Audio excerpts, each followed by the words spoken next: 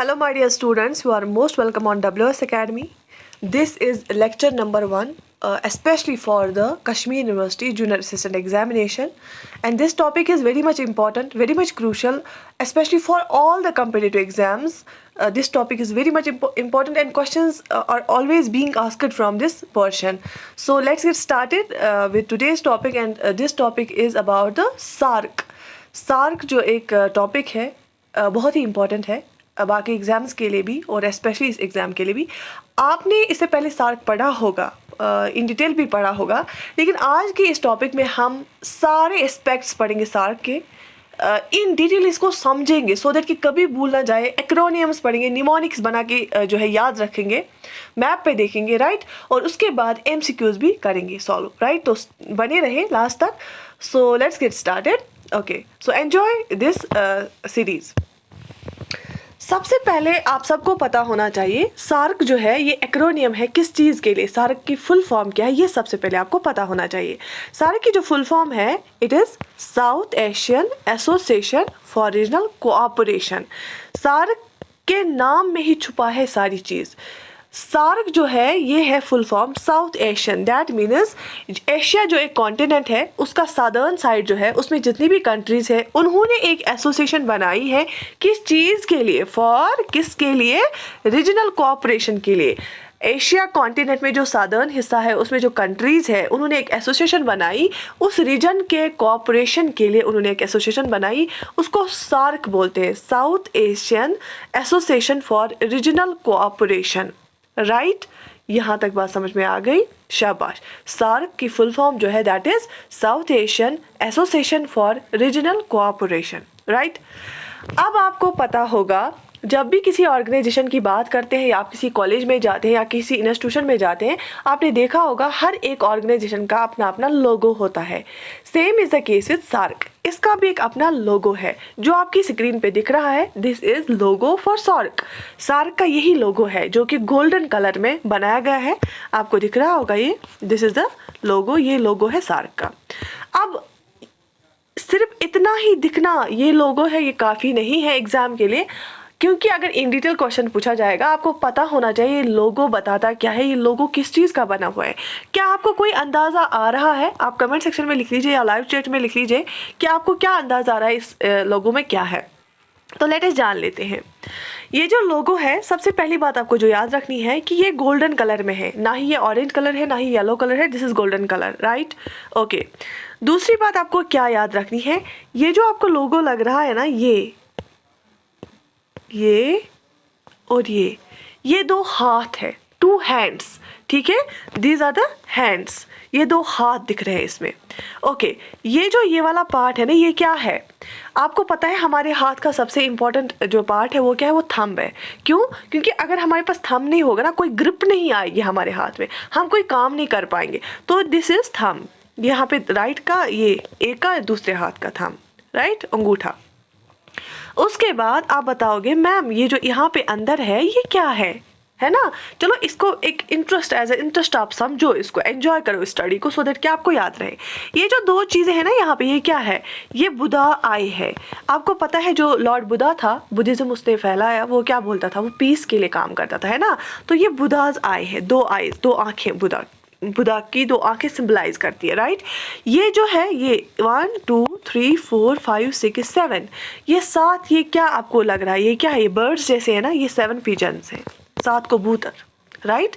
तो अब हम जान लेते हैं इन डिटेल ये जो लोगो है ये क्यों ऐसा बना है, इसमें इसकी मीनिंग क्या है. देखो पॉइंट वाइज यहाँ पे स्क्रीन पे आ रहा है. जो 7 पिजन्स है ना ये रिप्रेजेंट करते हैं जब सार्क बना, इसके मेंबर्स उस टाइम के पहले वाले मेंबर जो फाउंडिंग मेंबर्स थे 7 थे. बांग्लादेश, भूटान, इंडिया, मालदीव्स, नेपाल, पाकिस्तान, श्रीलंका, ये 7 जो मेंबर्स थे फाउंडिंग मेंबर्स, ये सिंबलाइज करते हैं 7 पिजन्स. ये जो पिजन होते हैं ना, कबूतर होते हैं ना, ये हमें क्या, ये किस चीज़ की इंडिकेशन होती है? पीस और फ्रीडम की, आज़ादी और अमन की, राइट. और अफगानिस्तान फिर लास्ट में जुड़ा. तो ये 7 जो फाउंडिंग मेंबर्स थे उनके जो है 7 पिजन्स. उसके बाद आपने देखा 2 आइज ऑफ बुधा की 2 आइज, वो is the symbol of peace. आपको पता है बुधा क्या अमन की बात करता है, पीस फैला रहा होता था. उसके बाद टू थंब सिंबलाइज क्या करते हैं कि जो ये सार्क कंट्री जो है उन्होंने एक वादा किया, वाउ लिया किसका, संकल्प का, to unite and support one another in time of need, जब भी जरूरत पड़ेगी हमें एक दूसरे की, हम एक दूसरे के साथ एकजुट होकर काम करेंगे और सपोर्ट करेंगे, मदद के लिए आएंगे, राइट। यहाँ तक बात समझ आ गई। इसके बाद two hands together symbolize friendship and goodwill that all several countries in the region which are all dedicated to helping one another. ये जो दो हाथ है ये सिंबलाइज करते हैं दोस्ती और अच्छे ख्यालात एक दूसरे के लिए और अच्छे इंटेंशंस एक दूसरे के लिए। गुडविल एंड फ्रेंडशिप सिंबलाइज करते हैं कि जो हमारे रीजन में जो भी हम 7 कंट्रीज हैं, हम एक दूसरे के लिए हेल्प के लिए हमेशा होंगे तैयार, राइट। तो ये आपको पता होना चाहिए, ये लोगो है जो ये क्या सिंबलाइज करता है। इसके बाद जो आपको पॉइंट याद रखना है वो ये है 8 दिसंबर 1985। 8 दिसंबर 1985 क्यों ज़रूरी है डेट? क्योंकि इस डेट पे सार्क जो है एस्टैब्लिश हुआ। SAARC was established on 8 December 1985। So 8 December 1985 is the very important date because SAARC was established on this very date, right? Okay. इसके बाद 8 कंट्रीज, आप ऐसे भी याद रख सकते हैं 8 दिसंबर को सार्क एस्टैब्लिश हुआ और 8 मेंबर्स है इसके। 8 कंट्रीज जो सार्क की मेंबर्स है ना, कितने मेंबर्स है प्रेजेंटली सार्क के? 8। पहले फाउंडिंग जब फाउंड किया गया उस टाइम 7 थे, फिर लास्ट में अफगानिस्तान जुड़ा तो अभी 8 है। वो 8 कंट्रीज क्या क्या है? कौन सी 8 कंट्रीज है? अफगानिस्तान, बांग्लादेश, भूटान, पाकिस्तान, श्रीलंका, मालदीव्स, नेपाल, इंडिया। इन 8 कंट्रीज ने जो चार्टर बना ढाका में उसको साइन किया। ये 8 कंट्रीज मेंबर्स हैं सार्क के। यहाँ तक बात समझ आ गई? शाबाश। ओके, अब हम इसको याद कैसे रखेंगे? आप बोलोगे मैम हमें तो भूल जाएगा, हम कैसे रखेंगे याद इन 8 कंट्रीज को?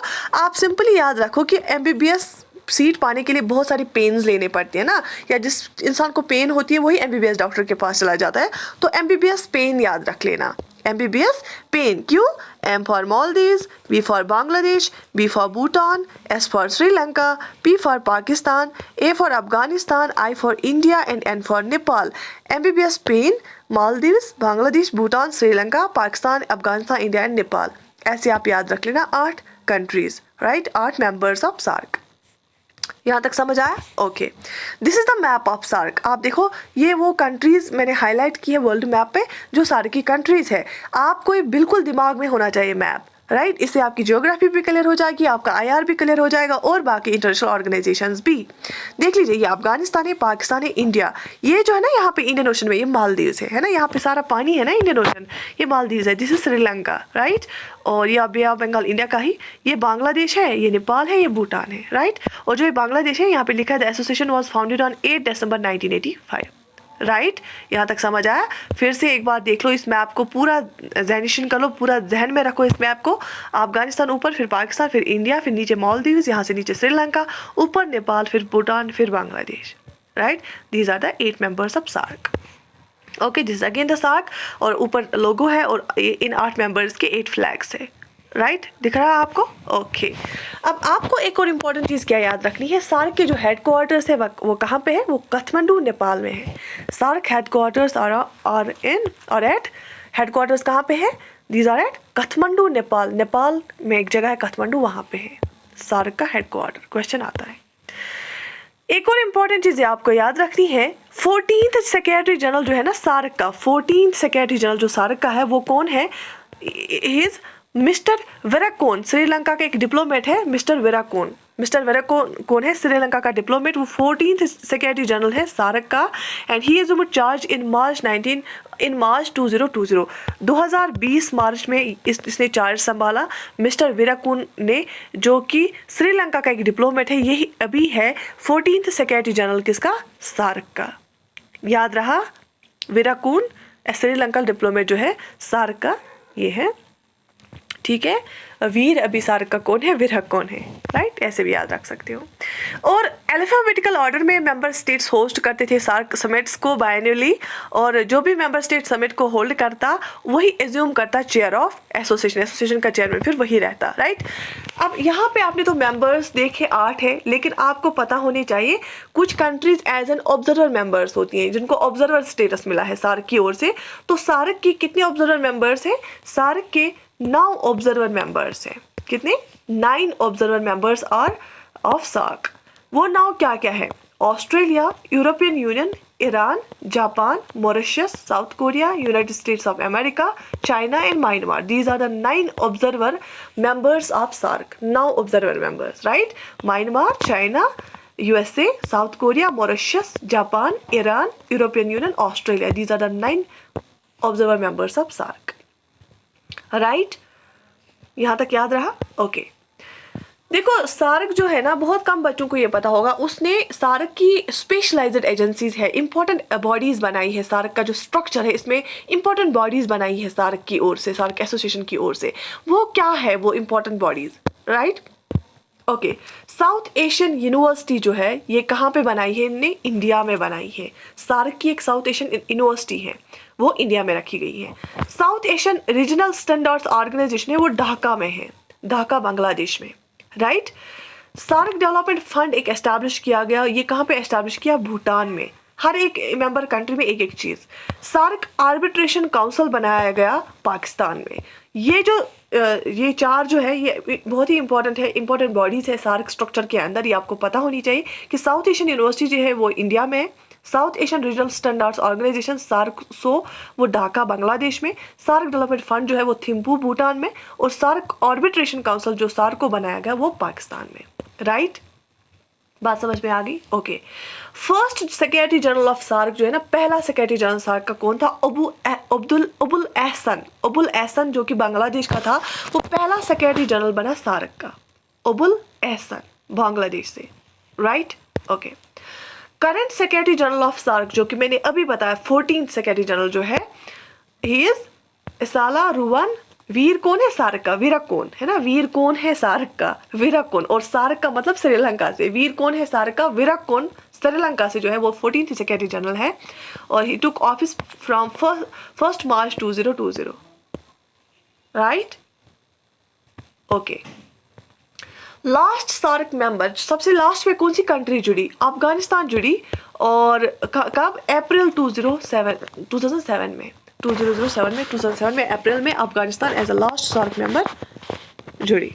राइट, बात समझ आ गई? लास्ट सार्क मेंबर जो है अफगानिस्तान में अप्रैल 2007 में जुड़ा। लास्ट सार्क समिट कब हुआ? लास्ट सार्क समिट हुआ पाकिस्तान में, रखा गया था 19th सार्क समिट, लेकिन इसको कैंसिल किया गया।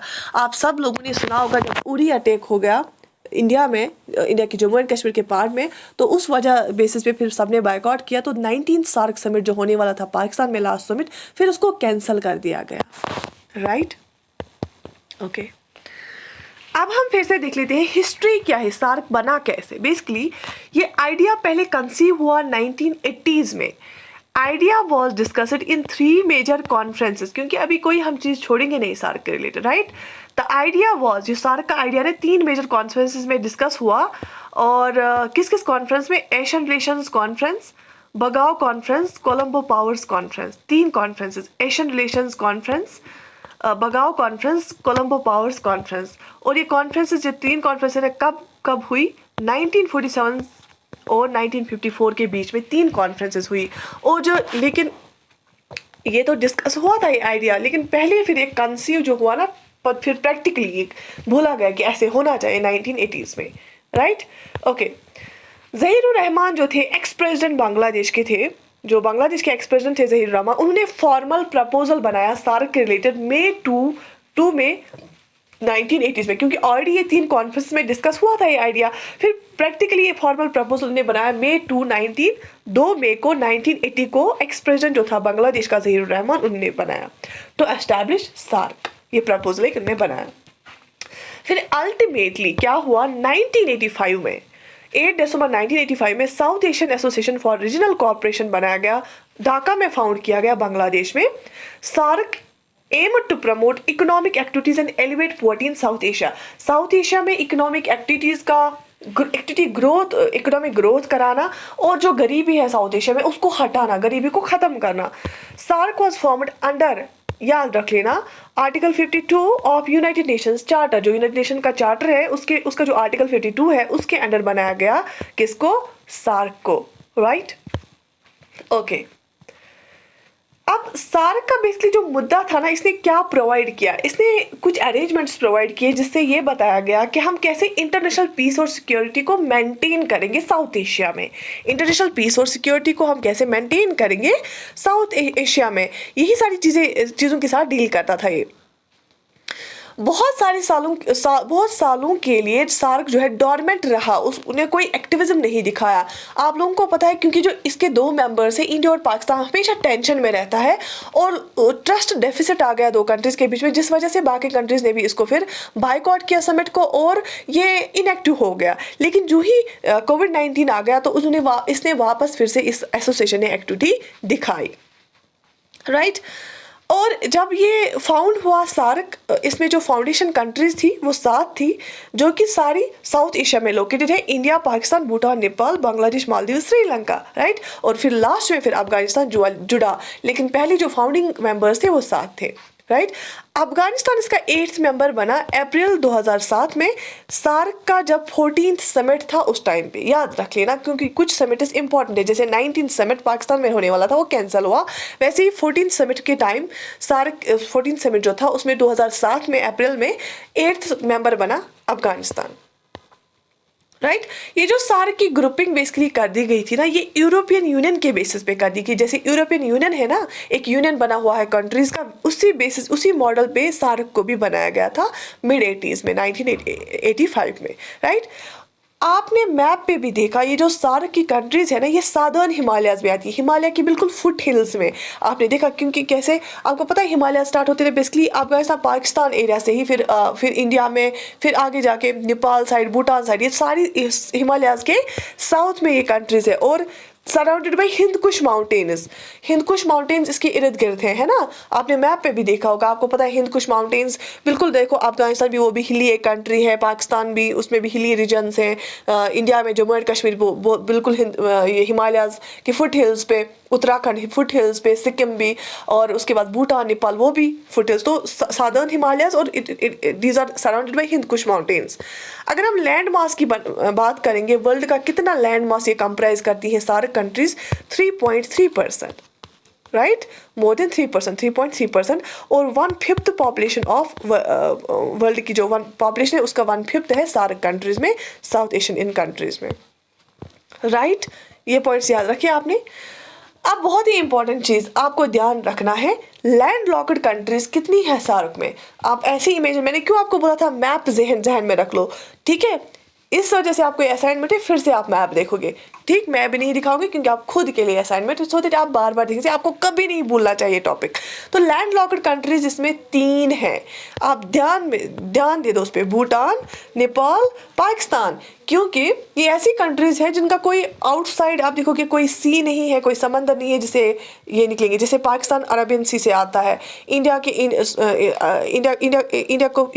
इंडियन ओशन है, Bay of Bengal Arabian Sea side, Bangladesh भी बे ऑफ बंगाल से जा सकता है ना। भूटान, नेपाल और अफगानिस्तान जो है, जो ये लैंड लॉक्ड 3 कंट्रीज है, और इसमें 2 आइलैंड कंट्रीज है। कौन कौन है? श्रीलंका और मालदीव। मैंने आपको दिखाया दोनों कंट्रीज, श्रीलंका और मालदीव जो है इंडियन ओशन में लोकेटेड है कि नहीं। ओके, मैं फिर से एक बार, आप क्या करूँ, आपको फिर से दिखाती हूँ। ये देखो, मालदीव्स, श्रीलंका दोनों इंडियन ओशन में है ना। ये भूटान, नेपाल और अफगानिस्तान, ये कहाँ पे है? ये लैंड लॉक्ड कंट्रीज है और ये 2 आइलैंड नेशंस है। बात समझ आ गई?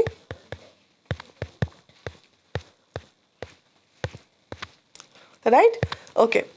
India, Pakistan, Bangladesh, which have Indian Ocean in the south and southwest and Indo-Gangetic plains stretching along with these countries. आपको पता है अगर इंडिया, पाकिस्तान और बांग्लादेश की बात करेंगे, इनमें इंडियन गंगेटिक प्लेन्स है इंडिया में, जो आगे जाके गंगा फिर बांग्लादेश में चला जाता है।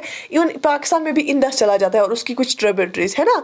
तो इसमें इंडो गंगेटिक प्लेन्स है, और साउदर्न साइड में आप देखोगे पाकिस्तान, इंडिया और बांग्लादेश में साउदर्न और साउथ वेस्ट साइड में क्या है? इंडियन ओशन है, जो कि मैंने आपको मैप पे दिखाया।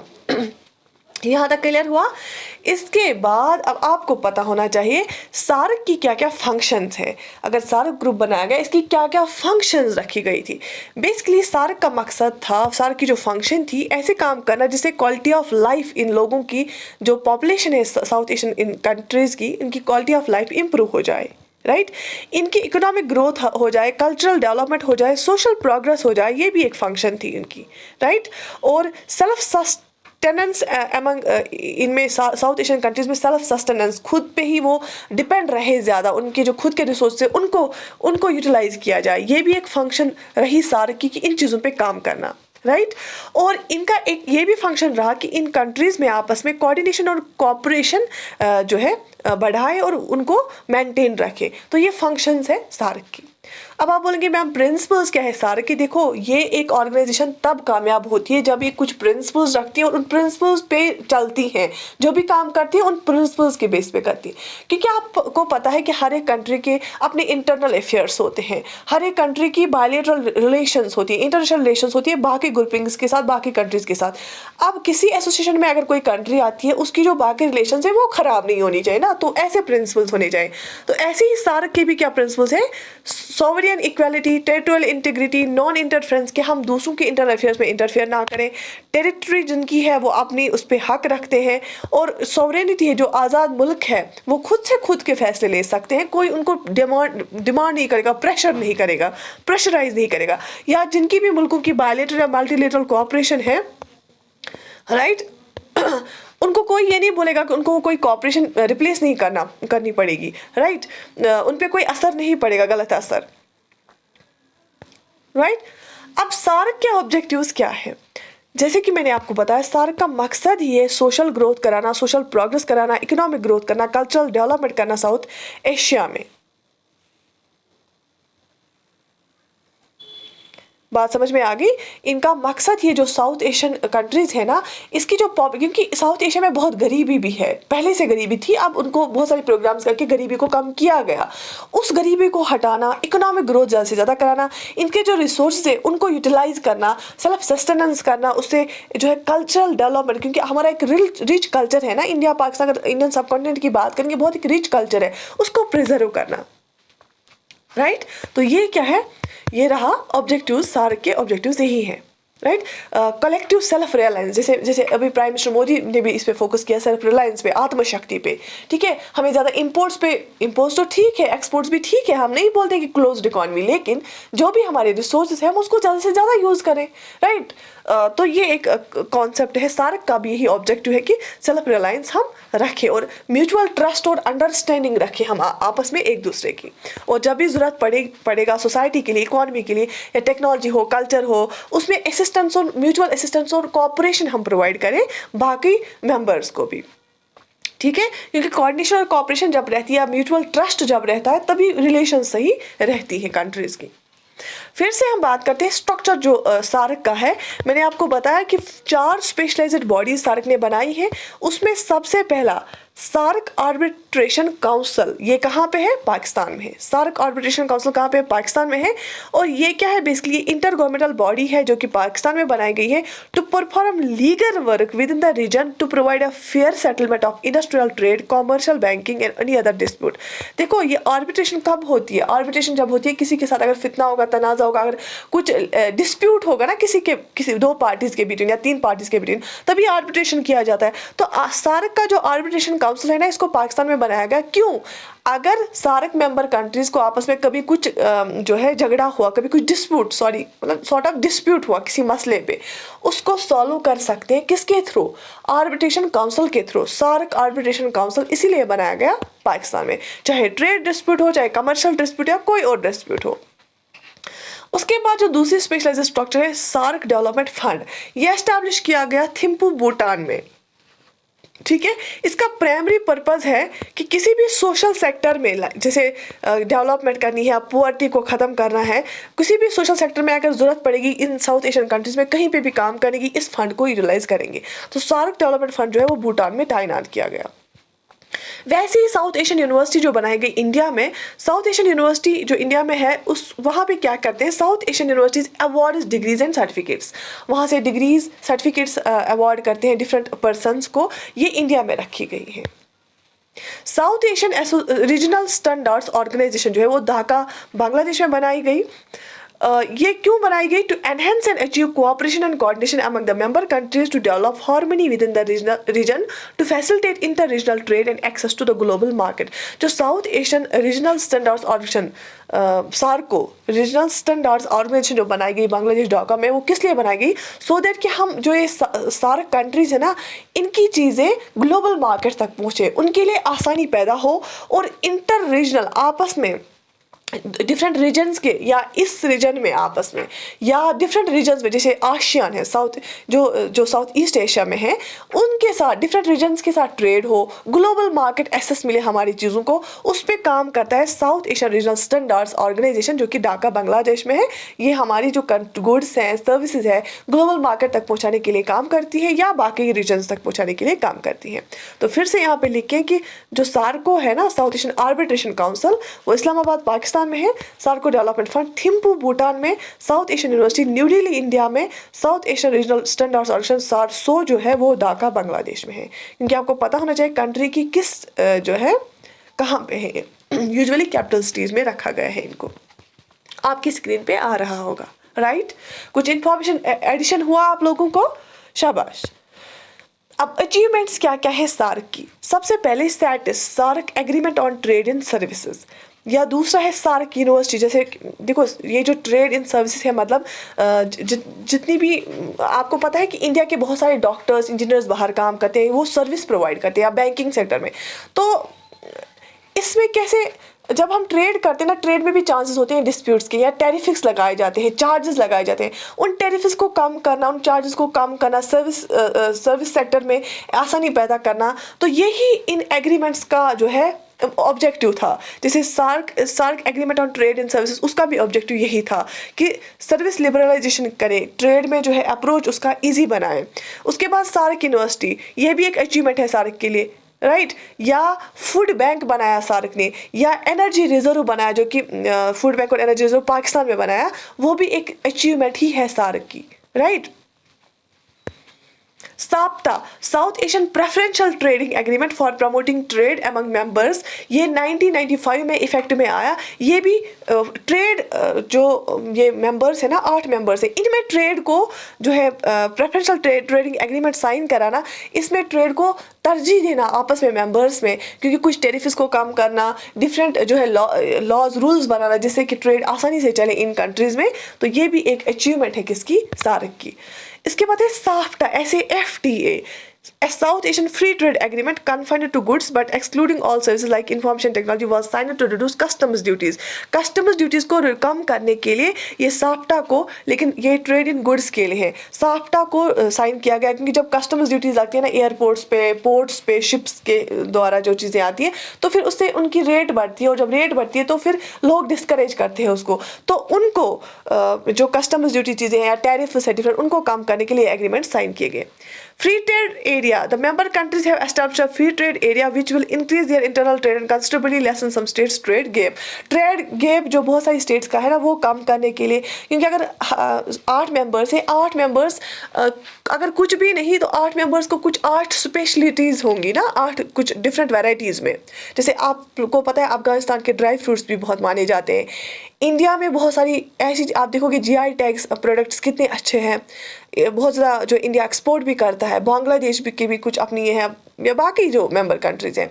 तो इसलिए ट्रेड अगर आप आपस में ही रखेंगे अच्छा, तो इससे भी इकोनॉमिक, जब इकोनॉमी फ्लो करती है ना, जब पैसा मनी फ्लो होता है, तो इकोनॉमिक एक्टिविटी जब ग्रो होती है, एम्प्लॉयमेंट जनरेशन हो जाता है, इन्फ्लेशन कम रहता है ना, तो ये भी बहुत ज़्यादा ज़रूरी है। तो ये ट्रेड एग्रीमेंट्स भी बहुत ज़रूरी है, तो तभी ये अचीवमेंट्स में हम इनको काउंट करते हैं।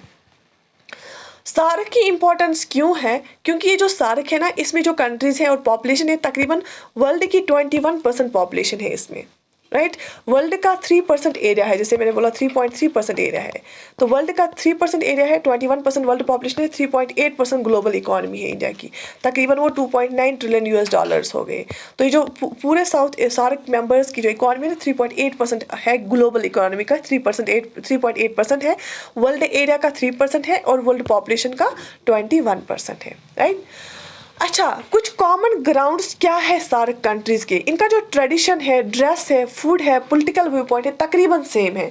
अगर हम देखिए अफगानिस्तान, बांग्लादेश और पाकिस्तान, इवन इंडिया में भी बहुत सारे, इवन पूरा इंडिया ही अगर हम देखेंगे ना, या भूटान, नेपाल, इवन सारी कंट्रीज जो साउथ एशिया की हैं, ये देखोगे ये ड्रेस में, ट्रेडिशन में, फूड में डिफरेंट है दैन अगर हम अमेरिका की बात करेंगे, यूरोप की बात करें, तो इनका थोड़ा सा सेम है ट्रेडिशन, ड्रेस, फूड अगर देखेंगे, इवन पॉलिटिकल व्यू पॉइंट भी। और प्रॉब्लम ज़्यादा इनमें सेम है। कैसे? इन सारी कंट्रीज में पॉवर्टी है, इनमें टेक्नोलॉजिकल बैकवर्डनेस है, इनमें इलिटरेसी है, माल न्यूट्रिशन है, एम्प्लॉयमेंट इश्यूज है, इंडस्ट्रियल बैकवर्डनेस है, पुअर जीडीपी है, सोशो इकोनॉमिक कंडीशंस भी सेम ही है, कम ही पीछे ही है। क्योंकि आप देखोगे अगर हम यूरोप से इनको कंपेयर करेंगे, अगर हम वर्ल्ड नॉर्थ से कंपेयर करेंगे, जैसे अमेरिका है, जर्मनी है, स्पेन है, इटली है, फ्रांस है, उनके हिसाब से अगर देखेंगे स्टैंडर्ड ऑफ लिविंग, वो इन सारी कंट्रीज़ में पीछे ही है। तो इन कंट्रीज़ में जो प्रॉब्लम्स है ना, अगर ये एक कंट्रीज एक में स्पेशलाइजेशन करेगी, दूसरे कंट्रीज दूसरे में, तो ये सारे मेंबर्स सॉल्यूशन प्रोवाइड कर सकते हैं, क्योंकि इन सब की प्रॉब्लम सेम है। मैं यहाँ पे आपको एग्जांपल दूंगी। बांग्लादेश में एक कॉन्सेप्ट स्टार्ट हुआ सेल्फ हेल्प ग्रुप का, वुमेन सेल्फ हेल्प ग्रुप का। अब देखो, अभी इंडिया में सबसे ज़्यादा फोकस किया जाता है वुमेन सेल्फ हेल्प ग्रुप पे, जिससे वुमेन एम्पावरमेंट भी होती है और वुमेन की जो है फाइनेंशियल इंडिपेंडेंस भी आ जाती है, और उससे पुअर्टी रिडक्शन में बहुत ज़्यादा हेल्प हुआ है।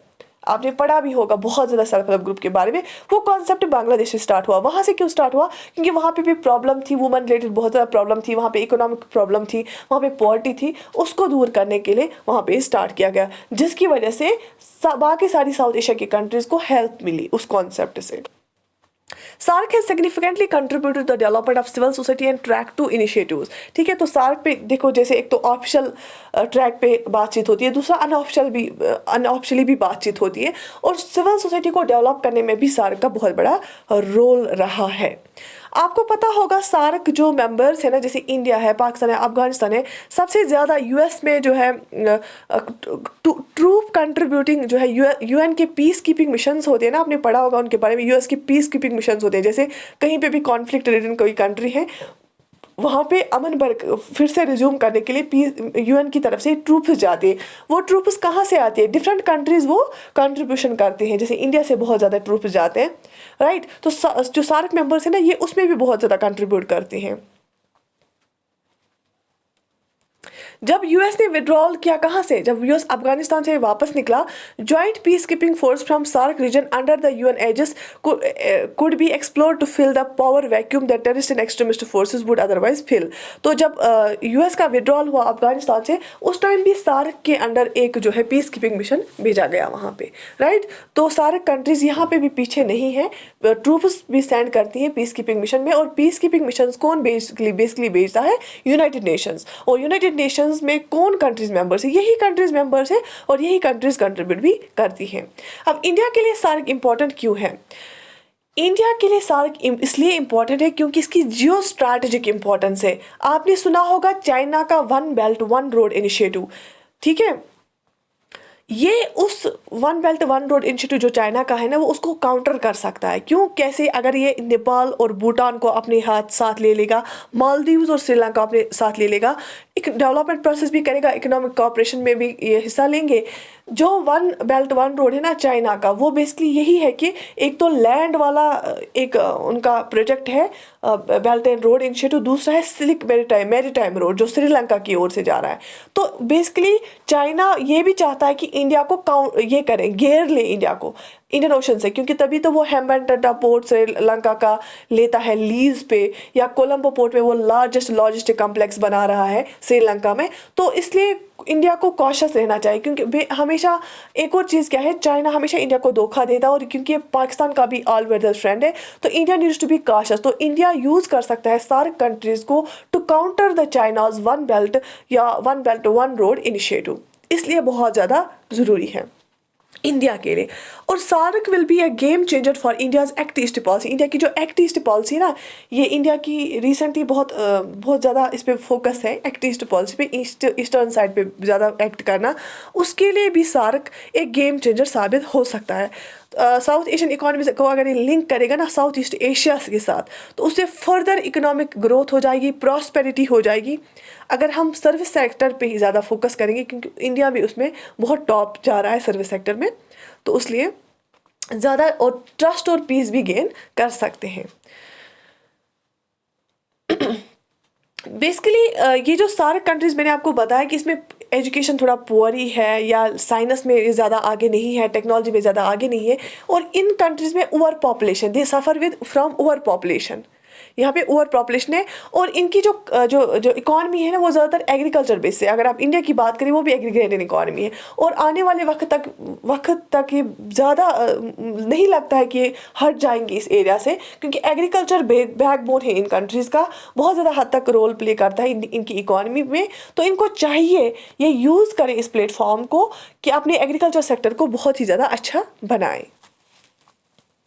या इनके जो ट्रेड एग्रीमेंट्स है, साफ्टा है, राइट, उसको यूज़ करें। क्योंकि इनको जो इन्होंने एक वो आपने सुना होगा कि जब हम चीज़ों के बार्टर सिस्टम करते थे, पाकिस्तान से चीज़ों के बदले चीज़ यहाँ से देते थे, राइट, बार्टर सिस्टम से एक्सचेंज ऑफ गुड्स होता था सार्क कंट्रीज़ में। तो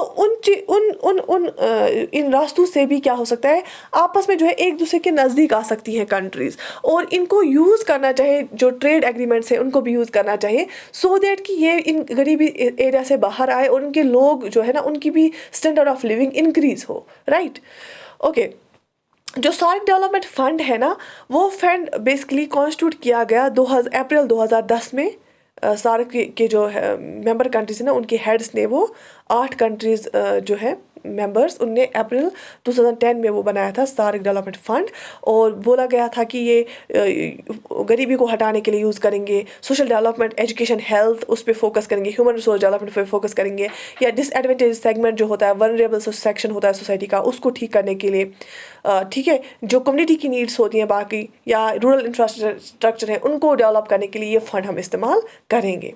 अब चैलेंजेस क्या है सार्क के? सार्क का सबसे बड़ा चैलेंज यही है, एक तो देखो अफगानिस्तान में, उसमें भी जो डेमोक्रेटिकली इलेक्टेड गवर्नमेंट थी उसको हटा दिया गया, राइट।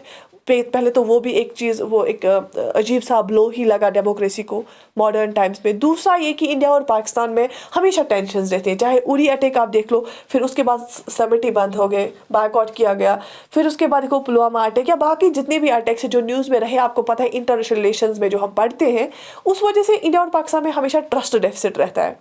अब ये है कि इंडिया और पाकिस्तान अगर रोज़ इन नेगेटिविटीज़ पे फोकस करेंगे, दोनों मुल्क पीछे हो जाएंगे, राइट। हम यहाँ पे पढ़ रहे हैं, हम कोई पॉलिटिकल डिस्कशन यहाँ पे नहीं करें, sorry, don't take it otherwise, but we should not focus on only negatives. India और पाकिस्तान के लिए ये भी एक सजेशन है, इस फोरम को यूटिलाइज करें अपने डिफरेंसेस को दूर करने के लिए, और इकोनॉमिकली एक ट्रेड के द्वारा नज़दीक आएँ, इकोनॉमिक टाइज अपनी स्ट्रॉन्ग करें। अगर एक एरिया में वो स्ट्रॉन्ग नहीं हो रहे हैं, तो इकोनॉमिकली वो जो है स्ट्रॉन्ग करें अपने टाइज, जिससे कि ये फोरम फिर से रिवाइव हो जाए, क्योंकि ये फोरम जो है डॉर्मेंट रहा बहुत टाइम तक, राइट।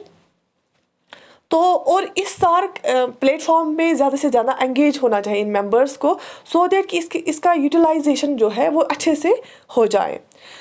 तो आई होप कि आपको पूरा समझ आया होगा सार्क, इसमें इन कंट्रीज़ में प्रॉब्लम्स क्या है, इन कंट्रीज़ में सेम क्या है, इन कंट्रीज़ ने इस सार्क ने क्या क्या किया है और उसमें चैलेंजेस क्या है, ये आपको पूरा समझ आया होगा। आप ज़रूर कमेंट सेक्शन में लिख लेना, लेकिन कुछ MCQs हम करेंगे। करंटली कितने मेंबर्स है सार्क के? Currently how many members are in the SAARC organization? और करंटली कितने मेंबर्स हैं? 8 मेंबर्स हैं, ओके। और लिख लो कमेंट सेक्शन में कौन से 8 है। Which of the following SAARC member has the highest population? इनमें से किस सार्क मेंबर का सबसे ज़्यादा जो है आबादी है? तो बांग्लादेश, पाकिस्तान, नेपाल, अफगानिस्तान में से सबसे ज़्यादा पाकिस्तान में ज़्यादा आबादी है। What was the theme of the SARC year 2016-2017? इसका थीम था year of cultural heritage, right. Okay, where is the headquarters of the SAARC? SAARC का हेडक्वार्टर कहाँ पे है? It is in Kathmandu, Nepal. शाबाश, okay. Apart from India, Pakistan and Bangladesh, who are the other member countries of SAARC? इन 3 के बगैर बाकी कौन सी मेंबर कंट्रीज है? थाईलैंड तो बिल्कुल भी नहीं है, सिंगापुर तो बिल्कुल नहीं है, ये ऑप्शन गया। मलेशिया भी नहीं है, ये ऑप्शन भी गया। ठीक है, तो ये है Nepal, Bhutan, Maldives, Sri Lanka and Afghanistan. This is the correct answer. SAARC was formed in Dhaka on, ये कब बनाया गया? 8 दिसंबर 1985 को। 19th SAARC summit जो हुआ which was postponed due to URI attacks was supposed to be held in which country? ये किस कंट्री में होने जा रहा था? पाकिस्तान इस्लामाबाद में होने जा रहा था, लेकिन URI अटैक्स की वजह से इसको सस्पेंड किया गया और ये 19th SAARC समिट था, राइट। 2010 to 2020 जो डेकेड था, SAARC डेकेड था, ये इसको क्या थीम दिया गया था? ये किसका था? Decade of intra regional connectivity का डेकेड था, right, intra regional connectivity. Who is the current secretary general of SAARC? कौन है? मैंने आपको बोला वीर कौन है SAARC का, है ना? This is Esala Ruwan Weerakoon from Sri Lanka, एक श्रीलंकन डिप्लोमेट है जो 14th जनरल सेक्रेटरी है। Desha SAARC summit was cancelled which was supposed to be held in Islamabad, Pakistan, November 2016। ये 19th summit था जो कैंसिल हुआ। SAARC law was accorded recognition in which year? जो SAARC की law है उसको recognition किस ईयर में मिला? 1994 में मिला। SAARC law कमीशन कब बनाया गया? इट वॉज फॉर्मुलेटेड इन 1991। 1994 में इसको लॉ को रिकॉग्निशन मिली और कमीशन बनाया गया 1991 में। Name the first general secretary general of SAARC। पहला सेक्रेटरी जनरल ऑफ SAARC कौन था? अबुल एहसन, और ये बांग्लादेश से था, बांग्लादेश ढाका से, अबुल एहसन। SAARC कब एस्टैब्लिश किया गया? 1985 को। इनमें से कौन कंट्री नहीं है SAARC की मेंबर? भूटान भी है, नेपाल भी है, मालदीव्स भी है और म्यांमार नहीं है। आप कंफ्यूज नहीं करना, एम फॉर म्यांमार भी आएगा, म्यांमार नहीं है, मालदीव्स है, क्योंकि इंडियन ओशन में साउथ में है पूरा। Who is the current secretary general of the SAARC? Ahmed Saleem, ठीक है, okay. Which SAARC summit was held in Islamabad in 2004? 2004 में जो इस्लामाबाद में समिट हुआ ना SAARC समिट, कौन सा वाला समिट था? 12वां समिट था, 12th। First SAARC summit was held इन 1985 इन। पहला SAARC समिट जो 1985 में हुआ वो कहाँ पे हुआ? ढाका में हुआ, बांग्लादेश में हुआ, ठीक है। Which of the following countries got observer status in SAARC? इनमें से किन कंट्रीज को SAARC में ऑब्जर्वर स्टेटस मिला है? Korea and China, Russia and China, Japan and China, Thailand and Indonesia. ये इनमें से जापान और चाइना को मिला है। 9 ऑब्जर्वर कंट्रीज है SAARC की। SAPTA is a trade agreement by. SAPTA किसका ट्रेड एग्रीमेंट है? SAARC नेशंस का, SAP वाला भी और SAF वाला भी, साप्ता भी और साप्ता भी। In acronym SAARC C stands for South Asian association for regional cooperation. SAARC में जो C है वो किसके स्टैंड करता है? C for cooperation, right.